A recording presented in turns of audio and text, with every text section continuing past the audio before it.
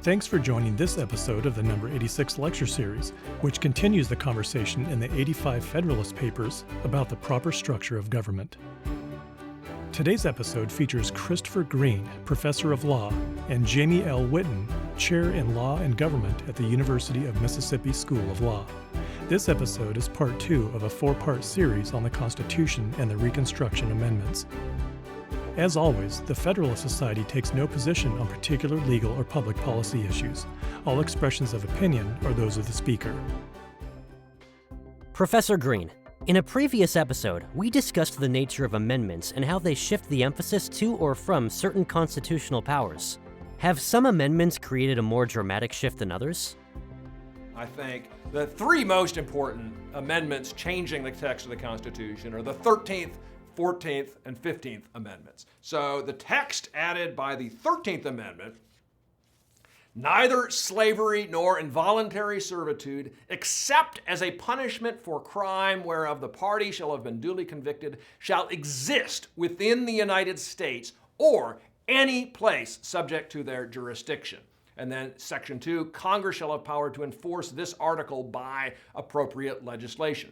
The 13th Amendment is an extraordinarily important change in the Constitution because if you look at the original Constitution protects slavery in 3 separate provisions. Article 1, Section 2, Clause 3 gives a bonus in representation to the southern states, even though the enslaved population that is based on were not able to vote. Article 1, Section 9, Clause 1 protects the slave trade for 20 years until 1808, and Article 4, Section 2, Clause 3 protects the right of the owners of enslaved people to re-enslave their fugitives. Article 1, Section 9, Clause 1 does, by a limitation talking about states now existing, Article 1, Section 9, Clause 1 does protect the Northwest Ordinance, which allows free territory in part of the United States. But the 13th Amendment now says we're going to have no slavery in any place subject to the jurisdiction of the United States. The 14th Amendment establishes citizenship for the freedmen. So the 14th Amendment says Sections 1 and 5 of the 14th Amendment are the most important parts of it. Section 1 says all persons born or naturalized in the United States and subject to the jurisdiction thereof are citizens of the United States and of the state wherein they reside. No state shall make or enforce any law which shall abridge the privileges or immunities of citizens of the United States, nor shall any state deprive any person of life, liberty, or property without due process of law, nor deny to any person within its jurisdiction the equal protection of the laws. And Section 5 says the Congress shall have power to enforce by appropriate legislation the provisions of this article. Now, the 14th Amendment establishes citizenship and establishes an equality of rights for all citizens of the United States. This was not something that the original Constitution was particularly clear about. Article 1, Section 8, Clause 4 gave Congress the power to naturalize citizens of other countries, make them citizens of the United States, but it was very unclear exactly what rights a new citizen would get when those citizens were naturalized. The 14th Amendment is concerned about discrimination against the new citizens, the freedmen who were made citizens by the Civil Rights Act of 1866. That citizenship declaration is then constitutionalized in the 14th Amendment's first sentence, and the Privileges or Immunities Clause prohibits states from cutting back and giving a smaller, reduced set of privileges to those new citizens of the United States. If you look at the 13th, 14th, and 15th Amendments, what they do is they take the freedmen up, they each take the freedmen up one level in the status hierarchy. So the original Constitution actually refers to them in all 3 of the provisions protecting slavery as persons. So it's not right to say enslaved persons were not treated as persons. Article 1, Section 2, Clause 3, Article 1, Section 9, Clause 1, and Article 4, Section 2, Clause 3 all refer to enslaved persons with the word persons. But we go from persons to free persons. It's possible to not be a free person under the original Constitution, but under the 13th Amendment, all of those persons have to be free. So we go from enslaved person to free person by the 13th Amendment. The 14th Amendment then takes people from the status of free persons to the status of citizens. So the freedmen are not to be given merely the rights given to citizens of some other country. They can't be prohibited, for instance, from owning land. They have to be citizens. Then the 15th Amendment takes the freedmen from the status of citizens, mere citizens that the government has to treat properly, to voters or electors, people who have to have a share in the decision-making processes of the government itself. So the 13th Amendment takes us from enslavement to freedom. The 14th Amendment takes us from mere freedom to citizenship, and the 15th Amendment takes us from citizenship to participation in the political process. Can you describe the ratification process for the 13th, 14th, and 15th Amendments after the Civil War? So, one big puzzle for the Union, for the Republicans, mostly the Republicans, the Unionists who were running the federal government during the Civil War, one big puzzle was how they were going to deal with the Constitution. Early on, there were a lot of people who said we should have the Constitution as it was, the Constitution as it is, the Union as it was.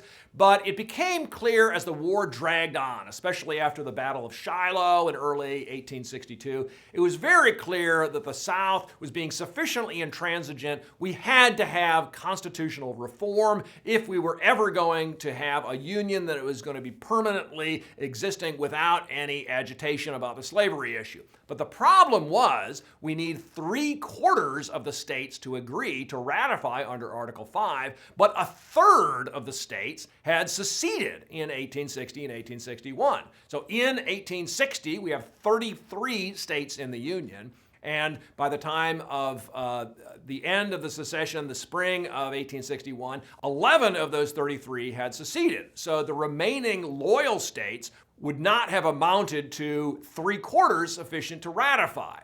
In Congress in early 1864, Congress proposes the 13th Amendment, and the Senate initially approves it, but it's narrowly defeated in the House. The House approves it in January 1865. It's not clear at that point exactly which states the 13th Amendment is going to be sent to ratify. So broadly speaking, there still are three categories of theory by which we can explain the legitimacy of the 13th, 14th, and to some extent the 15th Amendments.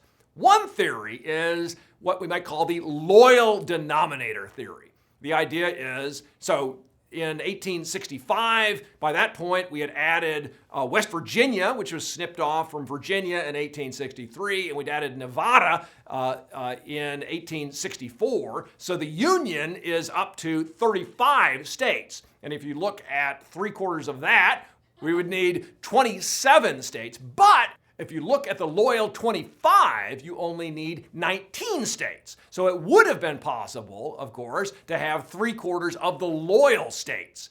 They would say there was a tacit restriction on the term state in Article 5, just as there's a tacit restriction on the term state in Article 1 about who is allowed to send representatives to Congress, just like there's a tacit limit on who is allowed to propose electors under Article 2, Section 1, Clause 2. State in Article 5 only refers to loyal states, or maybe reliably loyal states. So in 1865, it's not clear whether we're sending this new 13th Amendment to all of the states or to only the loyal states. We get to 3/4 of the loyal states ratifying the 13th Amendment in June 1865. So in the fall of 1865, there are some people who say the 13th Amendment is already part of the Constitution. So by this point, Abraham Lincoln has been assassinated, and Andrew Johnson is running the administration. He's president, and he tells the southern states, hey, if you ratify the 13th Amendment, you can say that you really were in the Union all along, and the 13th Amendment is essentially going to be the peace treaty that ends the war. You can come back in, you ratify the 13th Amendment, we can pretend you were never gone. But the problem with that is, in December 1865, when the Southern representatives from Southern states that have ratified the 13th Amendment, when they show up at Congress, the Republicans say, whoa, the 13th Amendment is not the peace treaty ending the war. We need some additional guarantees. So that's where we get the 14th Amendment. And you have exactly the same question arising. How many states do you need to ratify the 14th Amendment?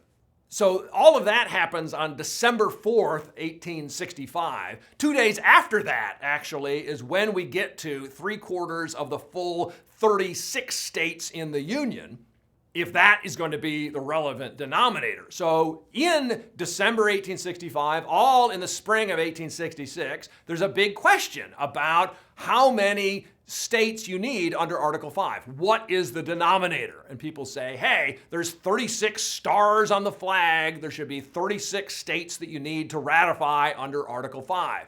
You have a similar question about Article 1. These representatives are not admitted to Congress. So people say, President Johnson has recognized these governments as legitimate governments after the war. These are governments that should be allowed to send people to Congress, conduct elections for the House, and appoint people for the Senate. But the Republicans in charge of Congress say, no, this is not over until we say it's over. So broadly speaking, one theory of the legitimacy of the 13th and 14th Amendments is the loyal denominator theory. A second theory is that it was okay for Congress to condition representation on ratification of the 13th and 14th Amendments. So in 1865, President Johnson says to the South, look, you have no chance of getting rights under the federal Constitution if you do not ratify the 13th Amendment. Those ratifications, there's no question about it, were coerced by President Johnson telling them to ratify. He virtually issued them an order to ratify. Similarly, in the 14th Amendment case, Congress tells the South in March 1867, you are only allowed to come back into representation in Congress if you ratify the 14th Amendment. Congress proposes the 14th Amendment in the spring and early summer of 1866.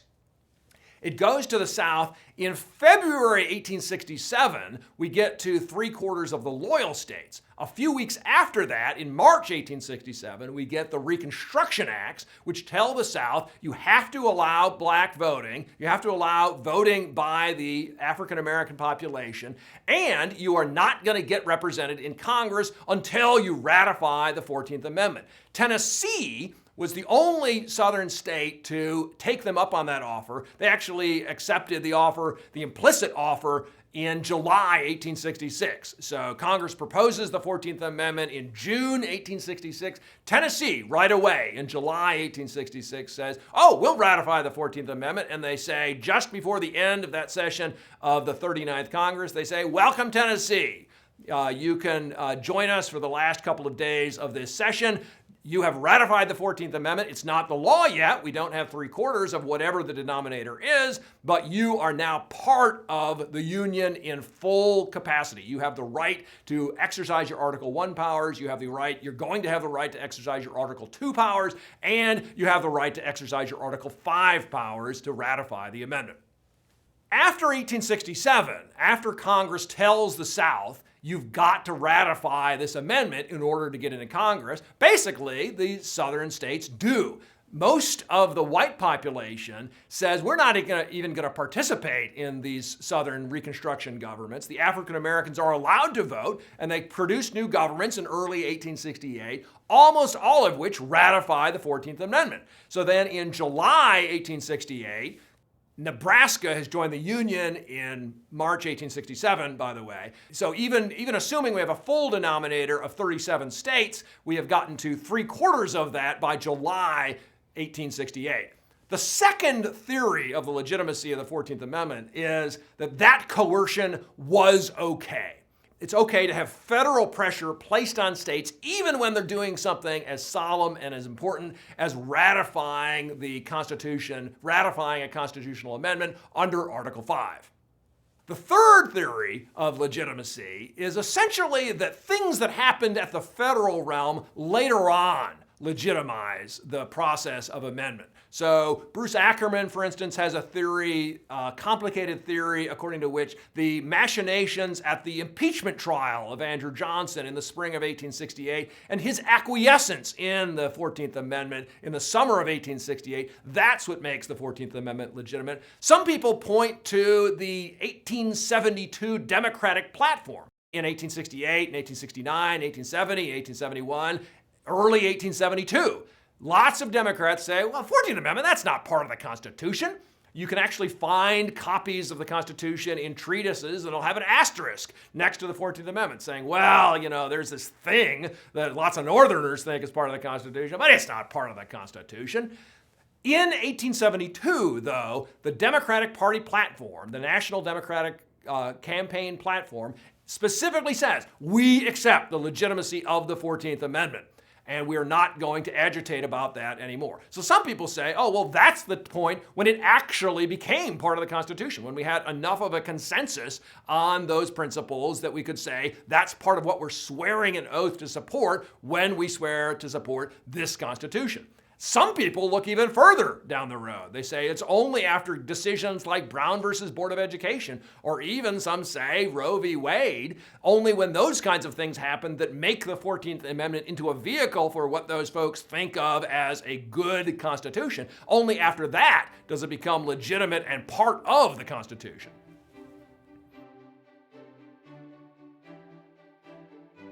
Thank you for listening to this episode of the Number 86 lecture series. The spirit of debate of our founding fathers animates all of the Number 86 content, encouraging discussion and critical reflection relative to how each subject is widely understood and taught in law schools and among law students. Subscribe to the Number 86 lecture series on your favorite podcast platform to have each episode delivered the moment it's released. You can also go to fedsoc.org/number86 for lectures and videos on federalism, separation of powers, the judiciary, and more. Thanks for listening.